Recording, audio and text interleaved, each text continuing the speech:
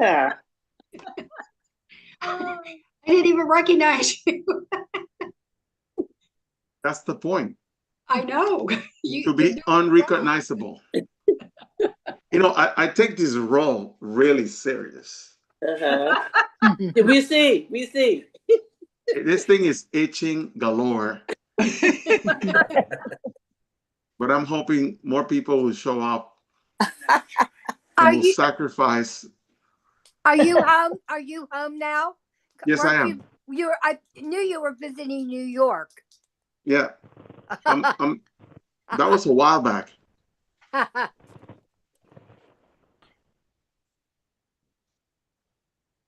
That was a while back. Yeah. Where's Bianca? She's someplace in the house. It's better you take a crayon or a pencil and mark that beard instead of you itching like that all the time. Just make a beard on your face. You guys deserve better than that. Oh, geez. You deserve the real deal, Holyfield. Don't let your wife come first after you start itching and then end up in the hospital, though. Yeah. We don't want you itching. It's a You don't want to get sacrifice. broken out, skin abrasions or anything. But Sister Taurus just put out a nice video about tonight, Stalin, and it's really nice. So I had just gotten it, and then I passed it on. Thank you. Friends. Yeah, she did a nice job. Thank you. The Taurus family, they're awesome. Yes. Well, friends, we have about 5 minutes. The Stalin family are awesome. Yes, they are. I can only talk about what I know. Mr. McLeod, are you in West Side? Yes. I'm in Central, Daytona Central. Oh, hello, Central. Hello. Jackie Lattimore is my neighbor. Jackie Lattimore. That Jackie Lattimore. This is one sister. There you go. That's what I'm talking about. Who are you? I love me some stuff. No, that outfit is looking nice. That outfit is looking like Satan's outfit. Oh no. No. No, she looks nice. She looks very nice. Yes, she does. Well, that way, yes. But when he came out and sit by Jesus Christ, he had on something black. But you notice the face was wrapped around. No comparison. Exactly. Yeah. Exactly. Yeah. No comparison. There's a difference. Yes, it is. Yeah. I was not talking about her. I was talking about the look, the way how the scarf was shaking when she put it on. Yeah. That okay, video. people.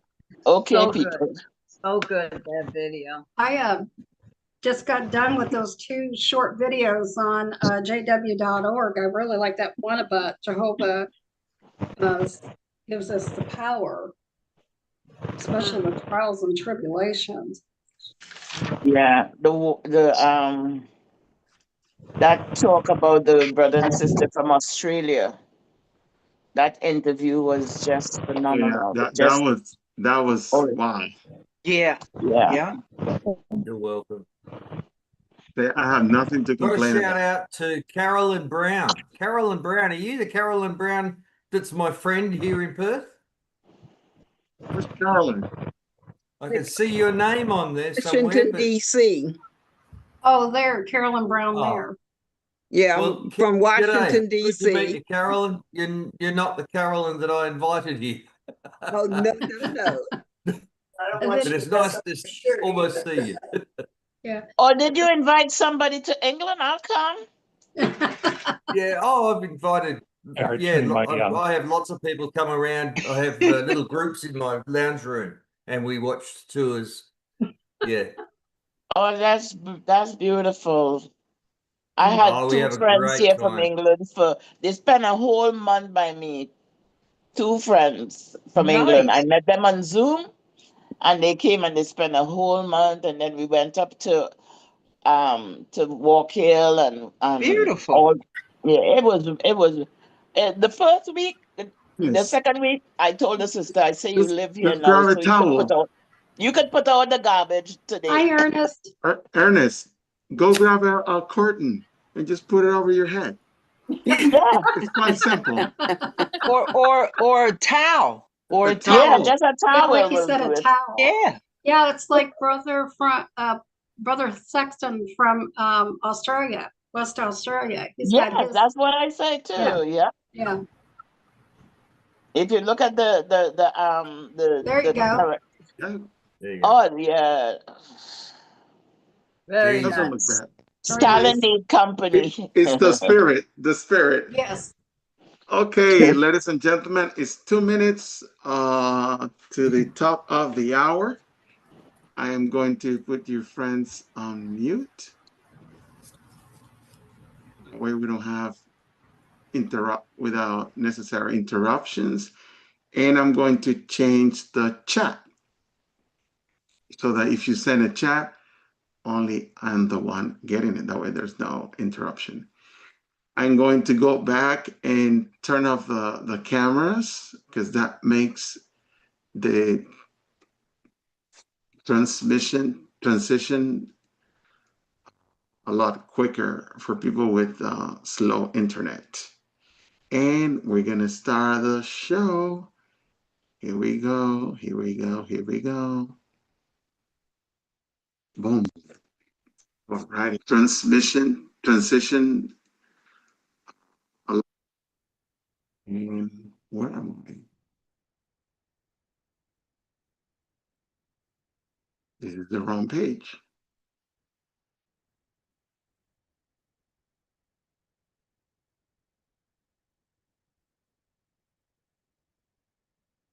Here we go. All righty. We are almost ready. There you go. I'm gonna stop the camera for a second and I'm gonna open it and I'm gonna say, welcome friends to another episode of Together with Stan. Today is custom night and we have invited everyone to actually dress up as their favorite Bible character. Today, we're gonna take a trip down memory lane and to actually understand the story of the Apostle Paul, how he went from being Saul to Paul and then Apostle to the nations. Friends, we have a goal of reaching 1,000 subscribers. As of this evening, we have, let me see. So this evening, we have 929. So we are about 71 subscription to getting to 1,000. What happens when we get to 1,000? Well, YouTube starts the process of allowing us to make this channel private, so all of our videos can only be seen by our members. So please support us. It's completely free, and you will get a notification every time I have a tour. So today I'm presenting From Saul to Paul, Apostle to the Nations, and on Friday I'm doing a tour about New York City, where I'm going to be going there in the month of June. Thank you very much, friends. May was a special month.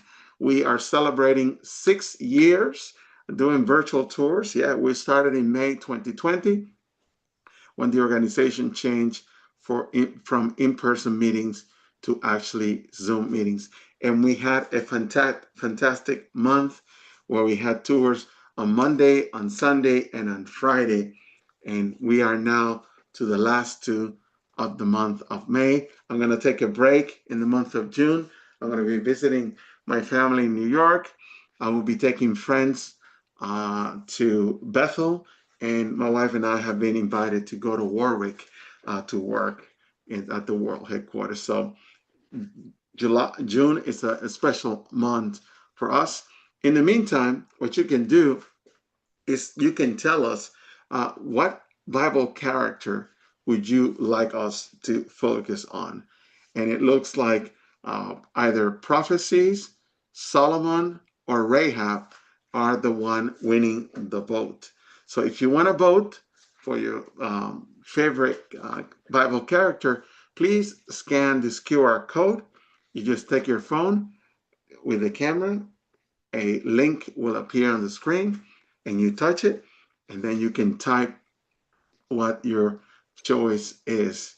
And let's do this and let's tell everyone about it, because sharing is caring. Please forward our emails, our messages, our WhatsApp, our social media with other people. In fact, I believe there are people tonight that came because someone invited them, and that's how we show that we love one another. We are big about studying. We are big about doing research. That's why I have partnered with a good friend of mine who have produced the following tool to make family worship a lot easier. Please listen. It's Wednesday night. Everyone's tired. You haven't planned anything. And family worship is in 20 minutes.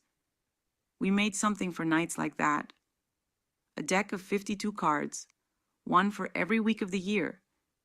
Each card has a theme, a scripture, questions for any age, and one small thing to actually do together. No prep, no printing, no scrolling for ideas. Just pull a card and your evening is ready. 52 conversations, one for every week, made for families with kids, couples, and personal study. Scan the QR code to get yours as soon as it's ready. Yeah, they're being printed right now, and they don't want to print unless someone wants them, because we don't want to waste any of it.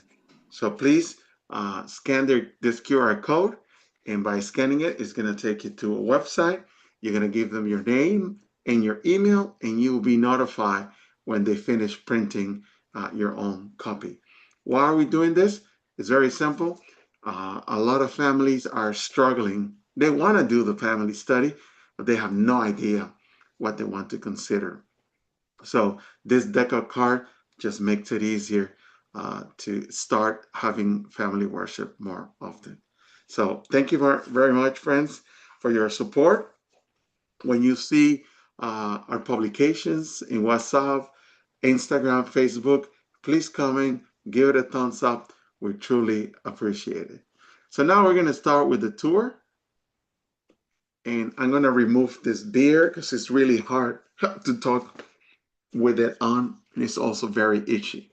So this tour has been split into 3 sections: Saul the persecutor, the transformation, and now Paul the apostle to the nations. And you're going to see how Jehovah used this very imperfect man to do extraordinary things that we're still talking about it today. And he's a great example for us. I have chosen this jar. It's broken, as you can see, but it's united using a Japanese style where you use gold to put it together. Even though you can see the scars, because the scars are made out of gold, it makes this jar more valuable. And that's exactly what we want to share with you tonight. Paul was a vessel, and he was chosen to bear the name of Jehovah. Well, what did we cover in episode 1? Well, we talked about the city where he was born. This is not trivial information. It actually answers how a Hebrew Jewish man ended up with a Roman citizenship. Yes, a Roman citizenship that he will use 3 times, at least on the Bible, to defend the good news. His heritage, he came from the tribe of Benjamins. Yes, he was Hebrew, born of Hebrew. He was actually a Pharisee.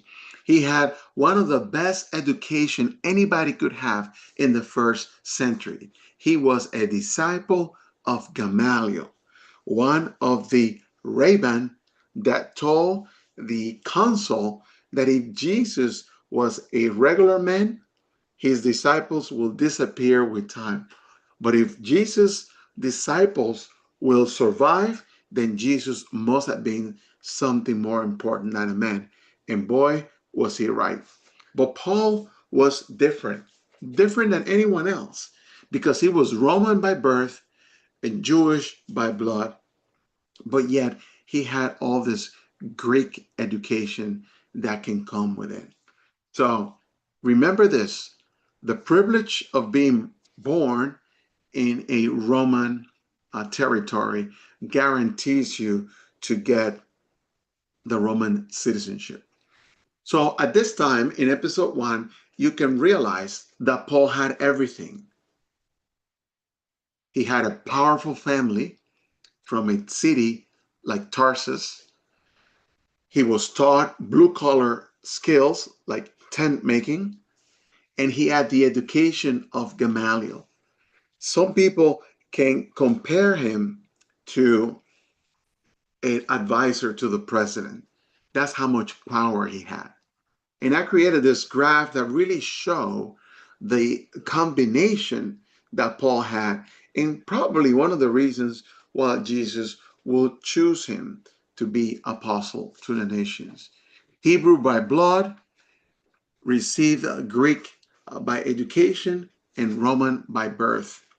And that's why he was the perfect persecutor. He had the support of the Pharisees. He was a lawyer, and he hated anyone who disagreed with his belief. Was he zealous? Absolutely, to the complete extreme, to the point that he violated his own principles. You see, when they stoned Stephen, he knew that that was wrong. He knew that what Stephen was talking about was actually the truth. But someone else knew Paul or Saul better than anybody else. It was Jesus. Shortly after Jesus' death, less than a year after Jesus died, Jesus speak to Saul in his mother tongue. May I get a reader, please, for the linguistic bypass, and why it is important that Jesus spoke to Saul in the language of his mother tongue. Let's ask Maureen Leslie to help us with the reading. Jesus bypasses Saul's academic Latin and philosophic Greek armor. The voice speaks directly in Hebrew, his mother tongue, the intimate language of the heart. This precision choice initiates a total psychological and spiritual collapse, stripping the elite enforcer of his defenses. Indeed, indeed. This is why Jehovah's Witnesses are translating our publications into more languages so that we can talk to people in their mother tongue. And that's why Jesus spoke to Saul in a language that he could feel, not a language that he could reason. Boy, he could argue. He was a lawyer, you know? But think about this. 3 days, blind, physically, he was fasting, and the person that will help him was a brave believer called Ananias. He took the brave job to actually help Saul, which at this time, he chose to change his name from Saul to Paul. And right now you see a table of the main differences between the two personalities. Please raise your hand and tell me which one of these 4 things strike you as the most important, or the most interesting, or the most powerful.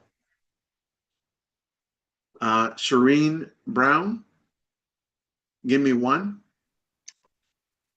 Where Paul, what was it? His name was changed. So from Saul to Paul, the fact that it, imposed humility. Yeah.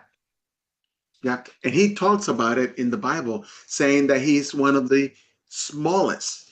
And if you go back and you read some of his letters, he reinstated that at every opportunity that he got.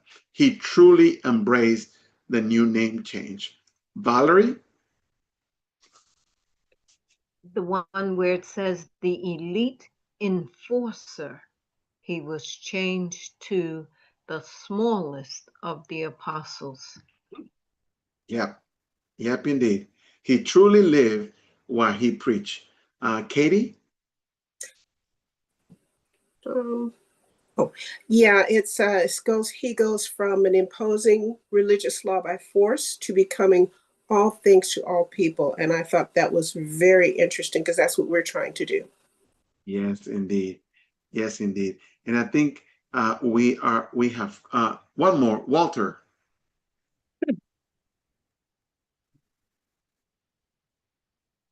I like the mission expanding the movement globally. Yeah. Yep. He went from just Israel to actually go over the world. And most people don't know that after Ananias helped him recover his literal sight, he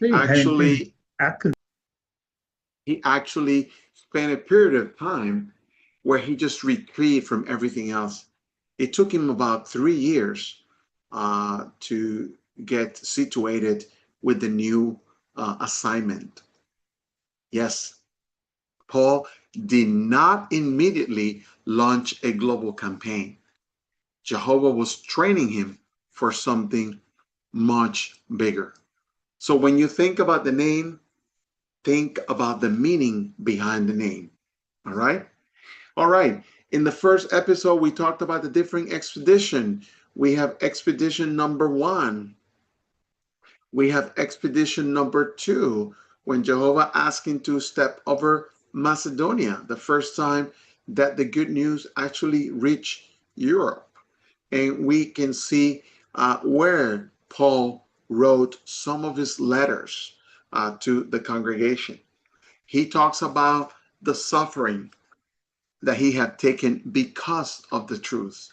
He truly embraced the attitude that Jesus had to serve others, even when serving others was not the most convenient thing. Here are the three places where Paul actually used his Roman citizenship. The first one is in the city of Philippi, where he demanded an official to escort him after he received an illegal beating.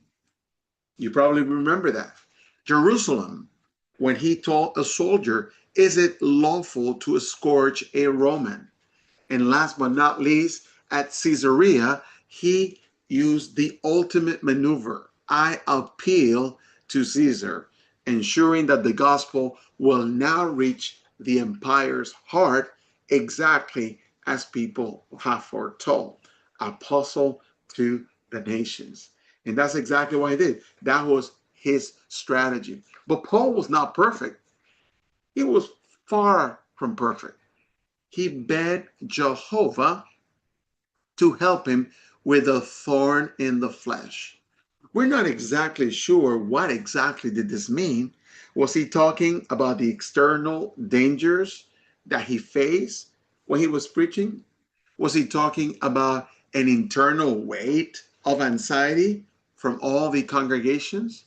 Or was it a literal physical ailment that keep him relying on Jehovah's undeserved kindness? We're not exactly sure, but you got 3 choices there to think about. On episode 2, we talked about his second missionary journey. You see, he did not write any letter on the first journey, but he wrote most of the letters on his secondary journey. And you probably remember that on his secondary journey, there was that explosion, that argument between 2 elders, spiritual elders, that happened to have a disagreement about how to train a young John Mark. And boy, are we training the young ones today? Of course. Yes, we are. Later in the Bible, the 2 spiritual men made up and continue to serve Jehovah united. But as Paul was preaching, something strange was happening. Every door he knocked was a dead end. He was kind of feeling frustrated. He was actually questioning, why is Jehovah using me for? I don't get it. It doesn't matter how many doors I knocked, they're all closed. And it is here when Paul received a vision where he hears, step over Macedonia and help us. Luke, the physician, joins the team. The mission now pivot to Europe. And it's the first time, and I will say this again, it's the first time where the good news will leave Asia Minor, right, to actually go to what today we call Europe, to call Greece. And Philippi was Alexander the Great's dad, and that was one of the major Greek cities in Europe. It is here where Paul gets in trouble. How did he get in trouble? He healed or expelled a spirit from a slave girl. And by doing this, he destroyed the owner's profit. It is because of him that Paul is thrown into prison and he is whipped 40 times minus one. But Jehovah will give him something positive. After walking about 500 miles or 800 kilometers east of Philippi, he heard that next to this river, there was a group of people praying. He went there with Silas and he found the purple woman. Who was the purple woman? Lydia, the first recorded Christians in the European continent. And that was big because now they will use Lydia's home as a headquarters to go out preaching. Who is the second person who accepts the truth? It was the guard, the prison guard. As Paul and Silas were in prison singing, there's an earthquake that appears to liberate all the prisoners. The guard takes his sword out. He's going to commit suicide because he won't be able to explain how come all the prisoners escaped. But Paul reassures him, don't you worry. Don't you worry. No one will live here. And because of this behavior, this good behavior, the jailer is actually curious. He's interested as to why Paul is behaving this way with him. And he became, according to Bible history, the second person to accept the truth in the continent of Europe. But not everyone reacted that way. The people in Thessalonica, they wanted to kill Paul. They were enticed by the Jewish leaders to actually kill what they call a traitor. But in the same continent, you got the people from Berea, noble listeners that examine the Bible daily. But Paul had to escape for his life. And he goes to Athens, where he gave that famous talk to an unknown God. At the beginning, some people make fun of Paul. But Dionysius, the arrogant, he becomes a believer. And other people did the same thing. So at this time, Paul is cruising. He is creating congregations left and right. You know, they don't want me in Jerusalem. It's okay. I'm going to go to Antioch. I'm going to go to Ephesus. I'm going to go to Corinth. And that's where the letters that we know of were actually written. Preparing for his third journey, Paul goes back to Jerusalem. And boy, that was crazy. The reason why you see Jerusalem in red is because they wanted to kill Paul. The Roman soldiers have to intervene. If they wouldn't have done that, they would have killed him. They try to whip him, right? Because he thought he was a criminal. He thought he was some type of a bad person. That's why the Jews wanted to kill him. And this is where he said, I am a Roman. What? Yes, I am a Roman, and you need to treat me like one. Okay? I was born in Tarsus of Sicilia. Boom, here is my citizenship. So he went from being a prisoner to being treated with royalty. And he ain't stupid. He ain't stupid. When he's moved from Jerusalem to Caesarea, he says, you know what? These people want to kill me. I don't know if you remember Paul's cousin. He went to the guard and he told the guard they are trying to plot to kill him. So it is here that Paul says, you know what? The Roman soldiers will not be able to protect me. So I'm going to appeal to Caesar. What exactly did that mean? I would like to ask a volunteer to help me read the right to appellatio. I think Maggie Ortiz. A citizen held the right to reject the jurisdiction of a provincial governor. In cases of capital offense, they could demand a transfer of venue to Rome. This was the ultimate safety valve against local corruption or mob violence. Which is what Paul was facing. Thank you, Maggie, for your great reading. So now you know why he appealed to Caesar. He could have gotten free, to be honest with you. The governor was going to let him go out because he found no fault in him. But Paul realized, you know what?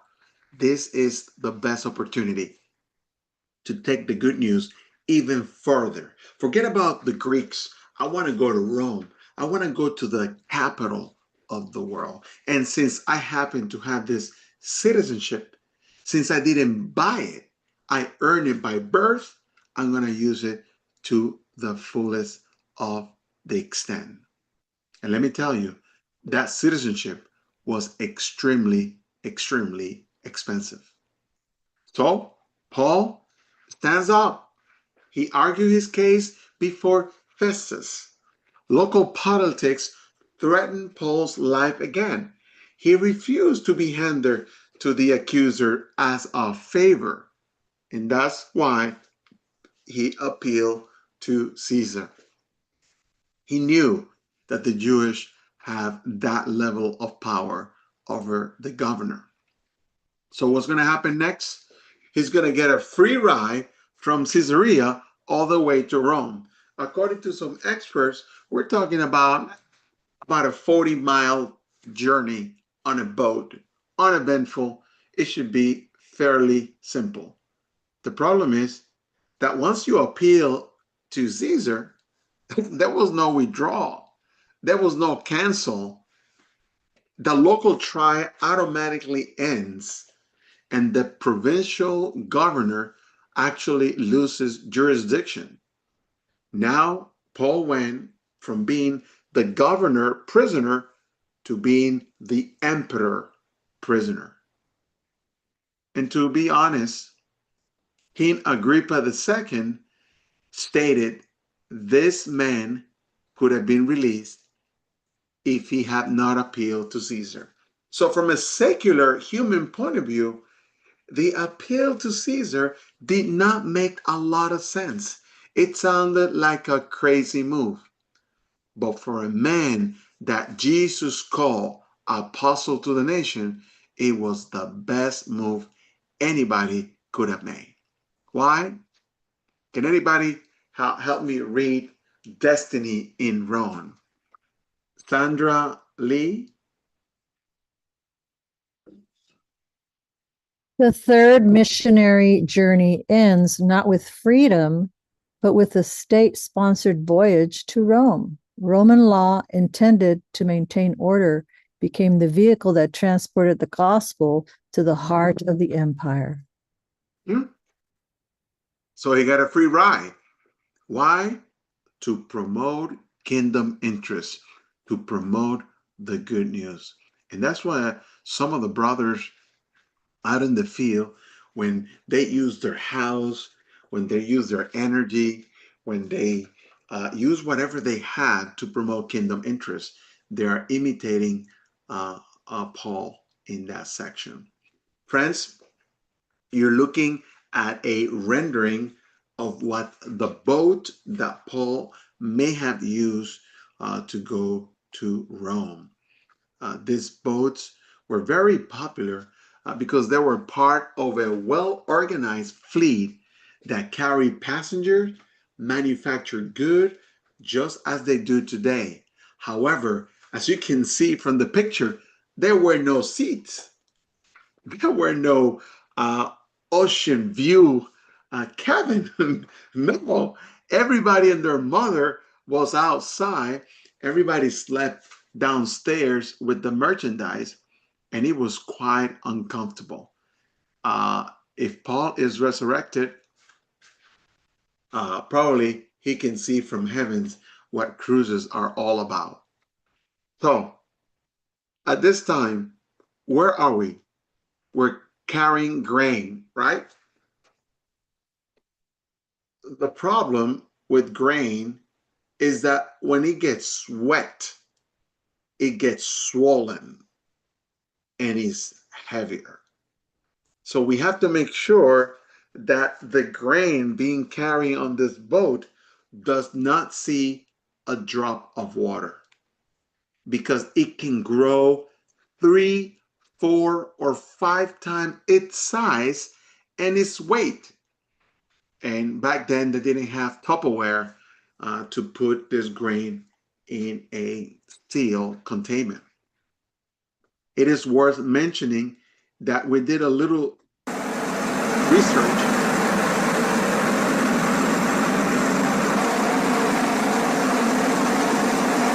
This is a modern boat.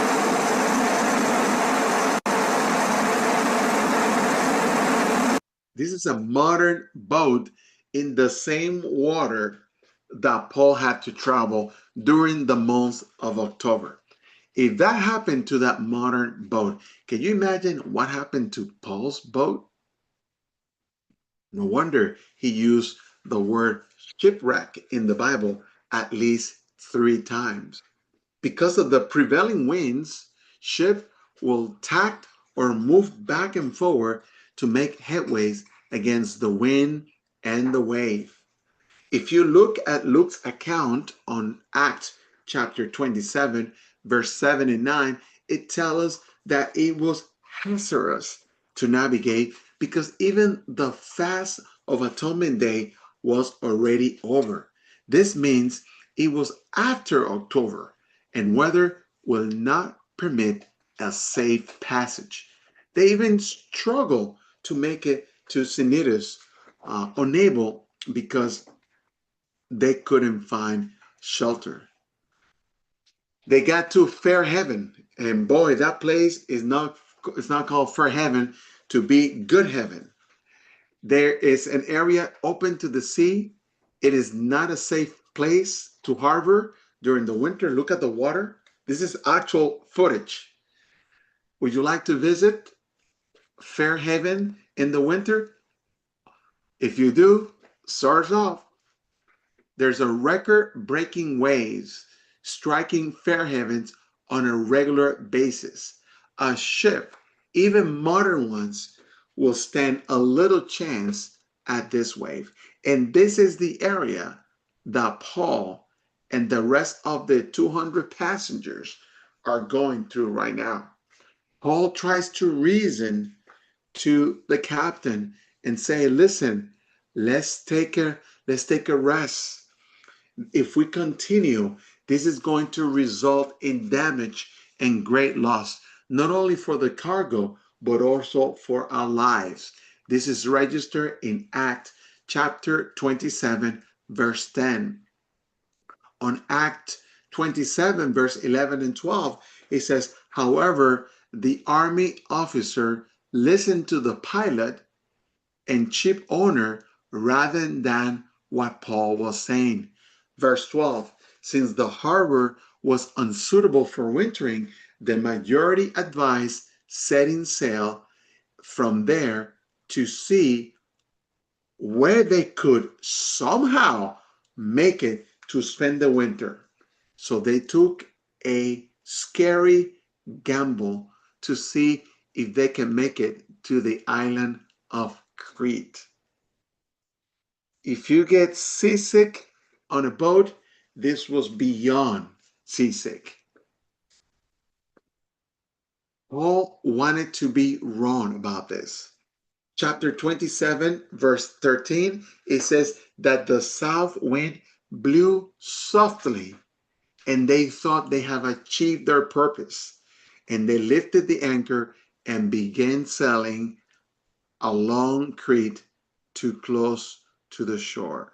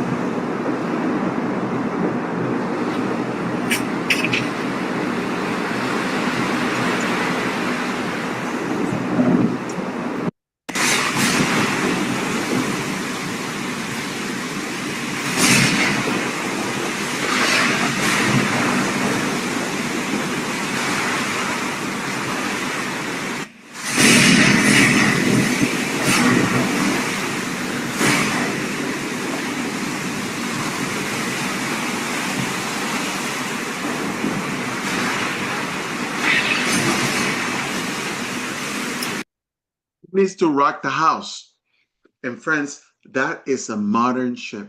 Can you imagine what a wooden ship from the time of Paul may have felt like? Forget about motion sickness. Forget about stabilizing the camera. This is absolutely insane. And to go all of this for another 40 miles, perhaps weeks, was absolutely insane. I want to show you another video of a modern time.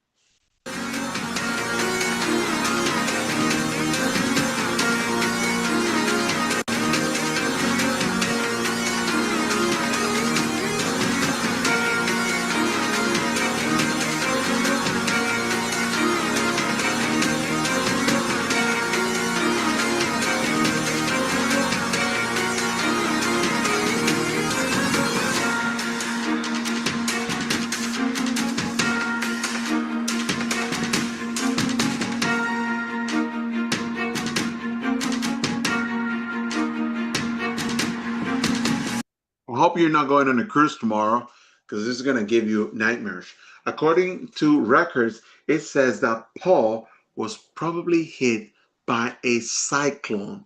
Cyclone is just another name for hurricane, but they don't call it hurricane on the other side of the world.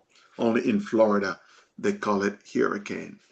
So keeping this videos in mind, and you go back to the book of Acts, you could imagine what Paul may have been going through.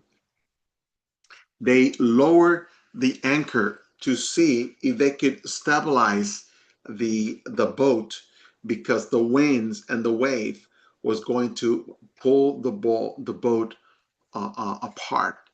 The boat was full of soldiers, prisoners, and some of them tried to escape. So the first reaction is, nobody is leaving. We're going to kill any prisoner who's trying to live. After they noticed that the anchors were not doing anything, they decided to cut the anchor away. All four of them. So now you have a boat with no anchor, no way to stop it. And what is the only thing that Paul can do? Pray. And he asked everyone to pray. Pray so that the gods can spare our life. Look on chapter 27 of the book of Acts, verse 33 and 39. He says that now, close to daybreak, Paul encouraged them all to take some food. Guys, eat something. Today is the 14th day, and you have been waiting anxiously. and you have gone without eating any food at all. I encourage you, says verse 34, to eat some food. This is in the interest of your own safety. And take a look at this. For not a hair of the head of any of you will perish. Can you imagine? Paul promised that no one in the boat is going to die. 276 people were on the boat. And Paul promised, you're not going to die, but you have to eat something. Please eat something so that you can have some strength. And believe it or not, everybody survived. The boat was completely destroyed, but everybody survived, just as Paul had mentioned.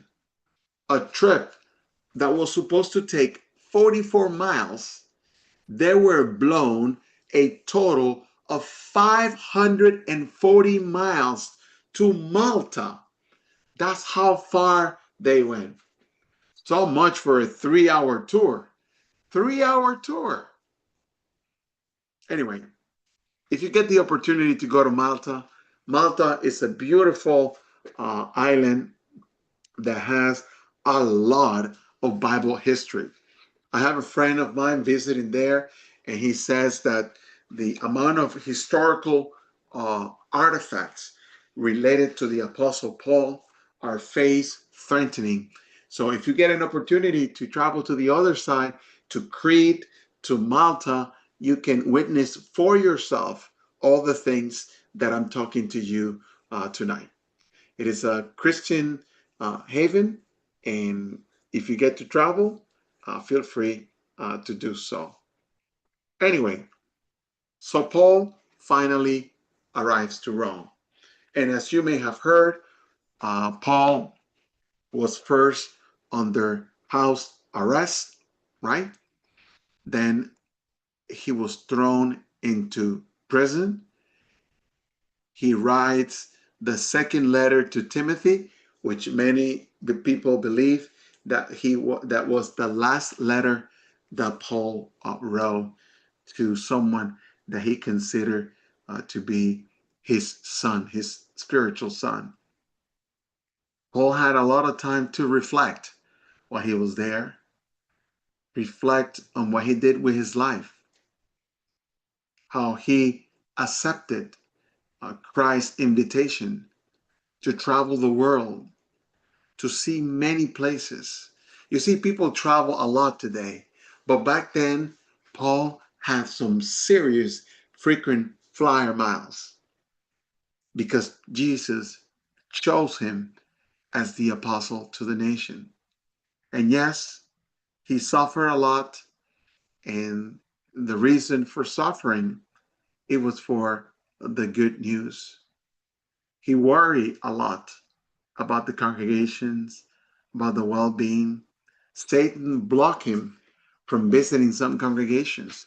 That's why you see the first letter to the Thessalonians, the first letter that Paul actually wrote. And because he couldn't go back, he wrote a second letter to the Thessalonians. The same thing happened to the Corinthians. Since he couldn't visit, he had to write the second letters to the Corinthians. And while in prison, he can see the fulfillment of what Jesus promised him, that he was going to give a witness to where no other Christians have gone before. Paul had the privilege of understanding what the third heaven meant, and how he could help others reunite with Jehovah. And we can speculate that it was Nero, Caesar Nero, who actually ended Paul's life. But he lived a full life. He did exactly what was requested of him. And today, we're still talking about him. We still read his 14 letters that he wrote. And it's interesting that when Paul wrote those letters, Christians, first century Christians, received what they were looking for. That support to be able to deal with what was coming next, the destruction of the temple by the Romans. But remember that Sestio Gallo showed up in year 65. Then he took another 5 years for another general to show up. And it was between those 5 years, 65 to 70, that the true Christians were able to leave Jerusalem and go for the hills, Pella to be exact, just exactly as Christ had foretold. So we hope that this tour was encouraging, part 1, part 2, and part 3. We hope it gave you a lot of food for thought. And hey, if you cannot travel because of physical limitations, don't worry. We are going to show you the world.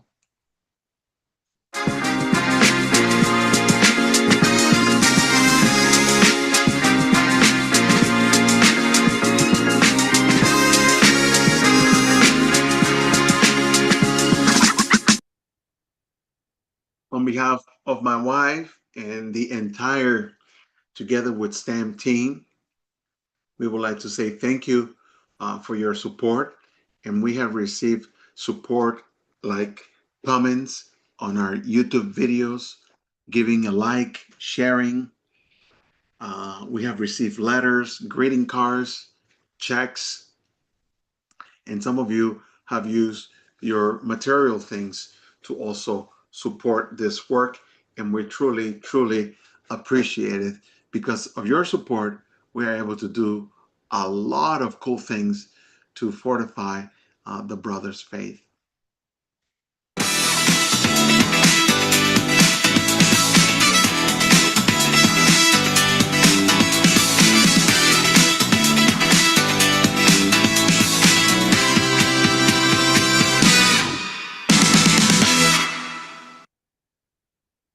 And we have come to the end of the tour. I hope you had a good time.